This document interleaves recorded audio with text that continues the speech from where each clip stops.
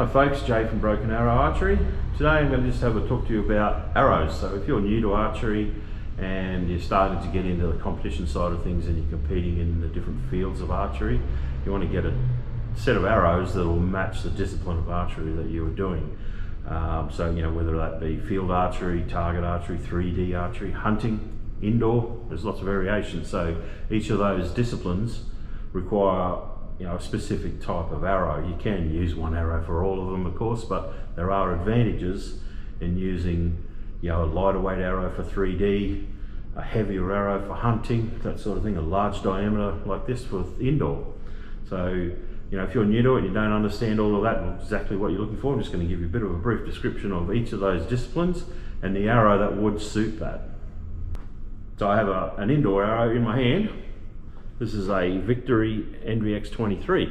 So that 23 denotes 23/64 of an inch in diameter. So that's the largest legal diameter arrow you can shoot for world archery indoor, is 23/64. Other indoor events like Las Vegas, Lancaster Archery in America, the classic, you can shoot 27. So this is a gold tip XXX 27. So you see it's much fatter. It's basically a log that you can shoot at the targets. Now the reason why you would shoot a large diameter arrow for indoor archery is for line cutting ability. So you see the 3-spot target here beside me, that's a World Archery indoor target face. And in the middle of that, I'll grab a target shade.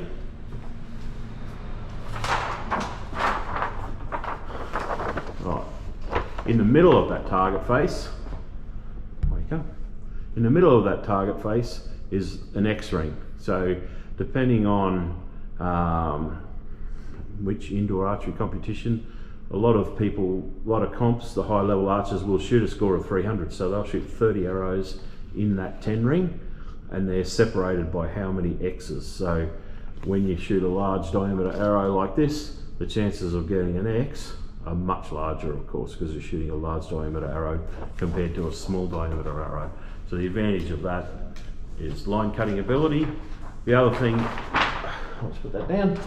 The other thing about these arrows that denotes them as indoor arrows is not only the large diameter, but is the lightweight shafts. So they're very thin walled shafts, which makes them lightweight, which means then that because of the large diameter, the larger the diameter they are, the stiffer they become. So they make them very thin walled so that they can make them, this is a very stiff arrow still.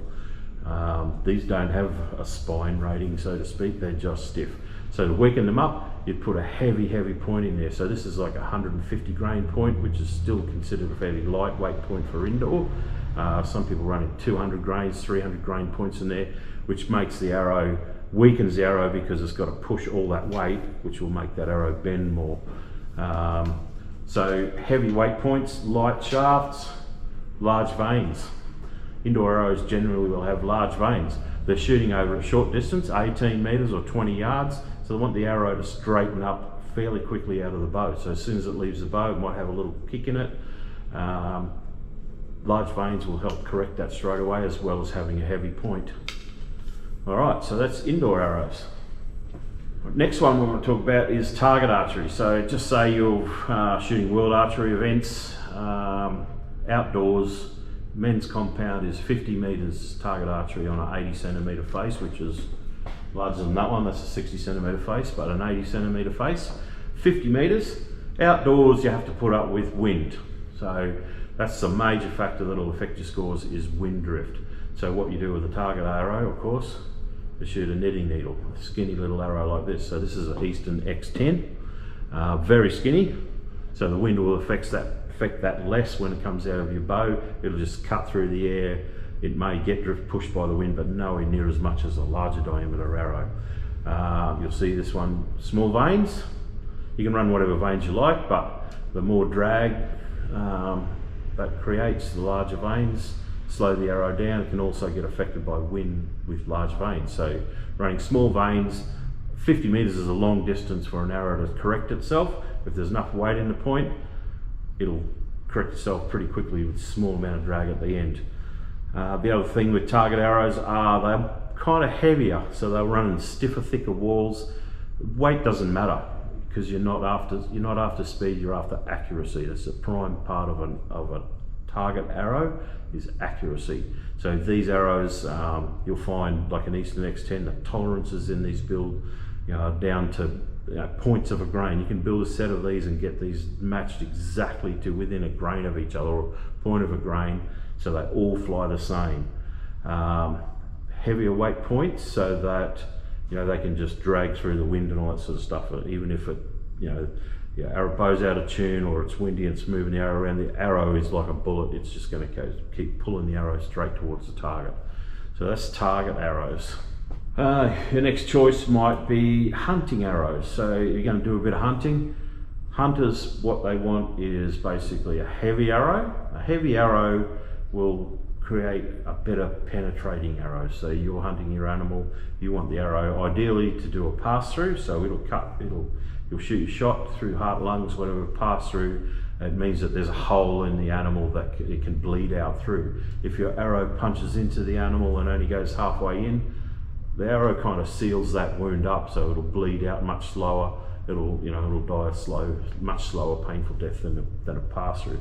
So you want heavier arrows, strong arrows. So hunting arrows generally are what we call, they have a heavier grains per inch. So for every inch of carbon, there might be 10, 11, 12 grains of weight in every inch of that carbon. So it makes it for a heavier arrow compared to, say, an indoor arrow might be only 7 or 8 grains per inch. These hunting arrows are very heavy. They'll run heavy points. They'll run field tips, what we call screw-in pips. You can unscrew that tip, take it out, put a broadhead in that weighs the same. So this is a 125 grain point. You can take that out, put a 125 grain broadhead in, and it will fly very similar. You may get a little bit of gliding with depending on the size of the broadhead and all that sort of stuff, but they do fly very similar. Fletchers, not so important with hunting arrows. Depending on the distance, of course, that you're hunting and what sort of animal. If you're shooting, bunny rabbits up close, you want probably larger vanes, that even feathers that will collapse down for a pass through, that sort of thing. But longer distance animals, vanes, you can run anything basically. So that's a hunting arrow. Okay, one of the next disciplines of archery that requires a specific arrow, and I haven't got one here, but I'll use the indoor arrow as an example, is 3D archery. So 3D archery is kind of a field archery, it's simulated hunting. You go out into the bush, you shoot in a group, you find a peg that matches your equipment. You'll be graded, like if you're a bow hunter, you shoot off a different colour peg to a freestyle shooter. So you find your peg, you estimate the distance to a rubber animal that has kill and wound zones on it, and you estimate the distance.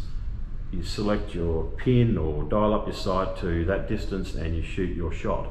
So 3D arrows generally are, there's lots of different ways of thinking, but a larger diameter arrow gives you line cutting ability. So if you've estimated your distance out by half a yard and you drop in low, you've got a chance then of still cutting the line with a larger diameter arrow. The other one, the major factor for a 3D arrow is speed. You want a lightweight arrow. So most bow companies will set a minimum arrow weight for the draw weight of their bows. And general rule across the board is 5 grains per pound. So if you're shooting a 60-pound bow, you would want to shoot a 300 grain arrow, so above that.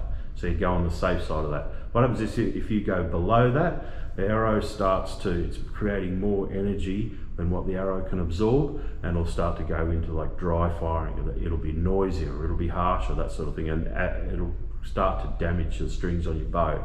So you want to keep to that very minimum or above that minimum. So by doing that, you're making a faster arrow. So if you had a 60-pound bow and you're shooting a 300 grain arrow, it's going to be going much, much faster than a 400 grain arrow. So what that means is if you're estimating a distance out to say 30 yards and you're shooting a 300 grain arrow, it's going to be going much faster than the 400 grain arrow. And if you're out by a yard, 300 grain will probably still hit the zone. A 400 grain arrow might drop 4 inches lower and be a lower score, 8 or a 5. So the advantage of faster arrows in 3D is a must basically. Apart from that, you can shoot any diameter arrows, you can shoot any weight arrows for 3D, but like I said, the advantage is a lighter weight arrow, and you want it to be reasonably strong because they're hitting hard into hard foam target rubber animal, and you've got to pull them out, and they cop a fair bit of abuse. They're pulling up fairly quickly. Okay, so for 3D archery, you can use basically any diameter arrow you like. There is a slight advantage shooting larger diameter, but there's definitely a big advantage shooting a lightweight arrow.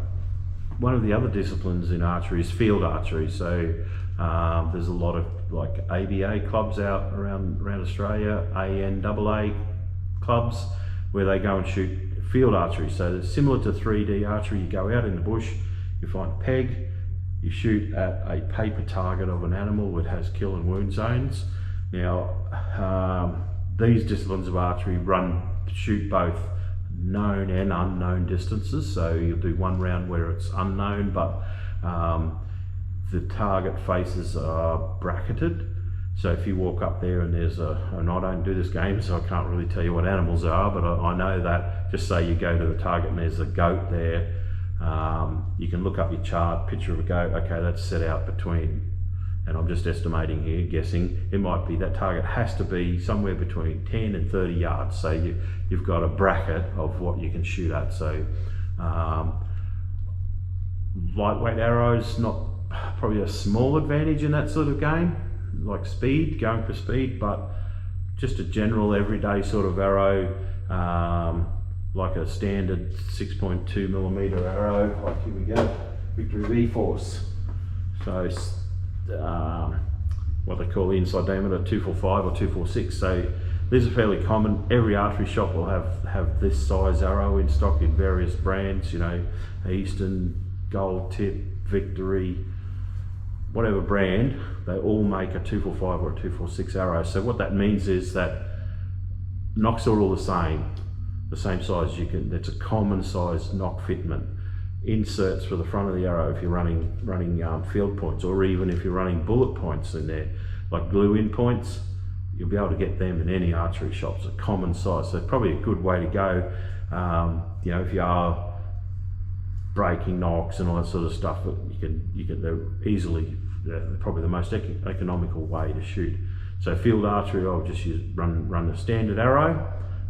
There may be some advantage in a larger diameter arrow again for line cutting ability, but in a game of like field or 3D, 10 targets, like 3D, just say you're shooting one arrow per target, 10 targets, that line cutting ability might give you one more point.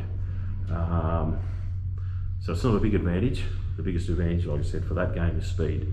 Field archery, you just want nice, consistent grouping arrows, and good sight marking. So you spend the time to go out and get all your pins, sighted into certain distances and get them as accurate as possible.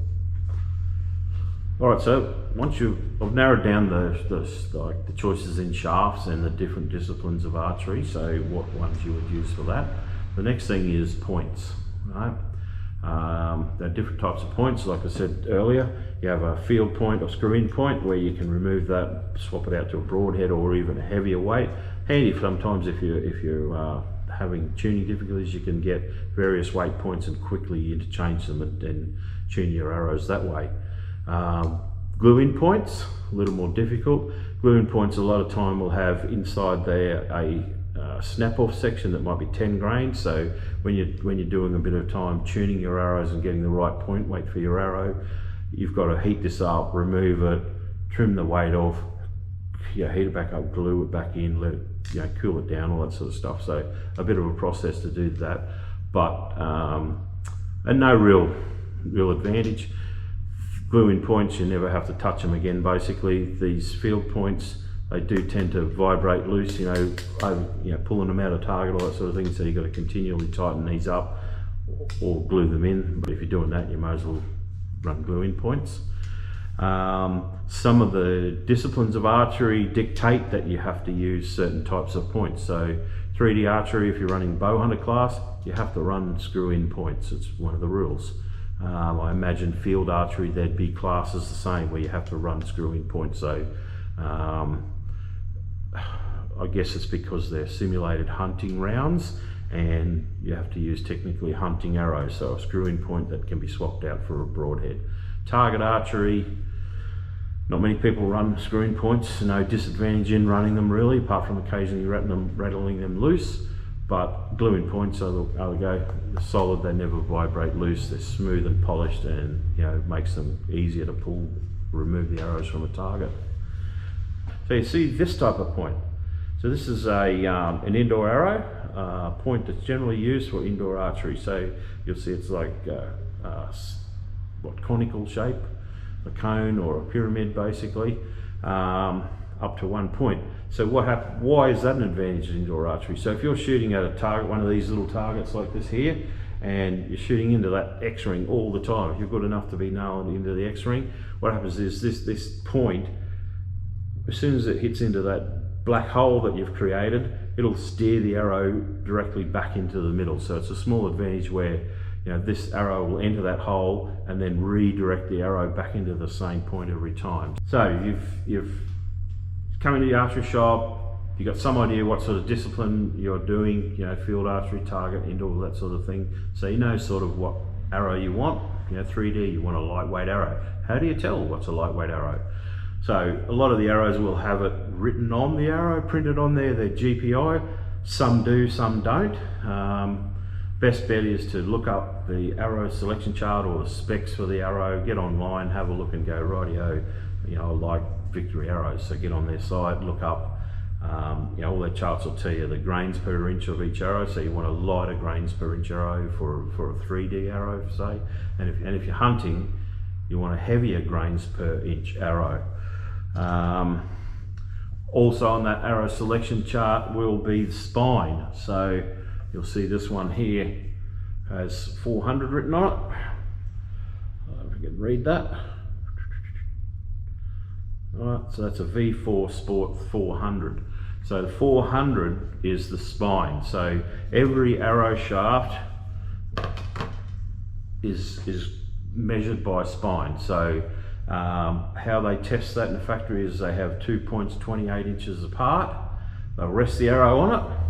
And this is every brand, it's a standard international measurement. So 28 inches apart, they'll hang a 2 pound weight off the center of the arrow, and they measure how much deflection the arrow has, how far it bends. So if it's like a low spined arrow that might be say like a 900 spine, it'll bend more with that same 2 pound weight compared to this one that's a 400 spine. So this is a stiffer arrow with a lower spine number. Now each of those spines match a draw weight for the bow that you are shooting. So you're shooting a compound bow, what you would do is work out on the chart your draw length, the poundage of your bow, slide across the thing there, find the thing, and it'll tell you a bracket area of what spine arrow you should be shooting. Now if you shorten the arrow, just say you get buy an arrow that's a 400 spine like this Victory, and you cut an inch off of it, that's not 400 anymore, that's going to be like 390, 380, 370. You can make that arrow stiffer and stiffer. So can you imagine, a long shaft like this, easy to bend. When it becomes shorter, it's harder to bend, so it becomes dynamically stiffer. So the shorter you cut them down, the stiffer they become. So the other thing you can do is change the point weight. So the heavier the point weight you put in here, the weaker the shaft becomes, because it's got to push all that mass at the end of the arrow from this end, makes it weaker arrow. So what you do is, like I said, the arrow selection, you know roughly what sort of arrow, what style of arrow you want to match the discipline. You look up the arrow selection chart, you find a spine that suits your draw weight and your bow. You choose that shaft, and then you can fine tune that by making the arrow shorter or leaving it full length, or changing the point weight. That's tuning the arrow. Well, there you go. So I hope that helps you out. When you walk into the archery shop and you want to find arrows to suit the type of archery that you're doing, you got some idea what you're looking for, and the people in the archery shop will be able to help you out much quicker if you know what you're looking for. So thank you very much, and stay safe.